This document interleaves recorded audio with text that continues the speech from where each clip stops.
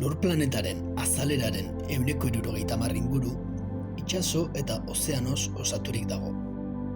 Bertan biltzen den ur masa ez da homogeneoa. Temperatura eta gazitasunaren arabera, dentsitate ezberdineko geruzak sortzen dira. Dentsitate aldaketek eragin atmosferikoarekin batera, korronte ozeanikoak eragiten dituzte. Zirkulazio termoalinoa bezala ezagutzen den fenomenoa eratuz. Honela, lur planetan pilatzen den beroaren birbanaketa eragiten du honek, eta kliman eragin zuzena du.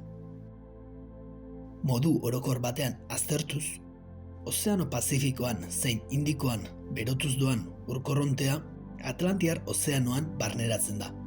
Ipar Atlantikoan hondoratzen den arte, sakoneko korronte gisa hegoaldera bideratuz. Antartida inguruan buruturiko zirkulazioaren ostean zikloa berrekiten du.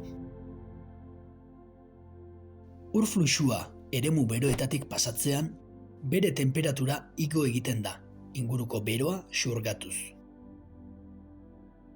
Gune hotzagoetatik pasatzean, aurretik jasotako bero hau ingurura zabaltzen da, temperaturak orekatuz.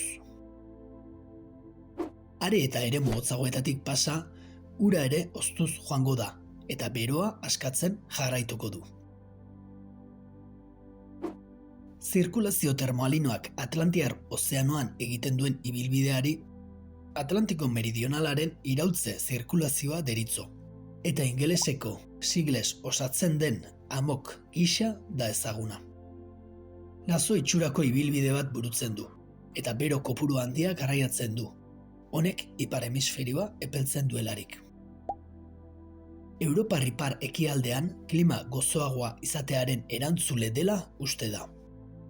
Koperniko programaren baitan, Europar Espazio Agentziaren Sentinel-2 misioko satelitetatik jasotako irudietan ikus dezakegu fenomeno hau. AMOC zirkulazioaren punturik garrantzitsuena, fluxua ipar Atlantikora iritsi eta hau iraultzean gertatzen da. Fluxu beroko ura lurrunduz doan heinean, gazitasun mailak gora egiten du. Ipar polora gerturatzean, ura hoztu eta honek eragindako dentsitate igoeraren ondorioz hondoratu egiten da, fluxua irauliz eta sakoneko korronte gisa hegoaldera abiatuz. Berotegi efektuaren ondorioz, atmosferako temperaturaren igoera dela eta poloetako izotz geruza murrizten ari da urtez urte. 80. hamarkadatik Artikoko izotz kopurua 130 murriztu da, eta honek ozeanora ur kopuru handiak isurtzea eragin du.